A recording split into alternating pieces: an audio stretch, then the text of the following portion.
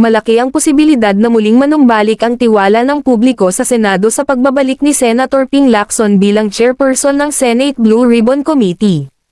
Ayon kay political analyst Ronald Llamas, malaking bagay ang pagkakabalik ni Lacson dahil kilala siya sa kanyang integridad at matinding kampanya laban sa korupsyon.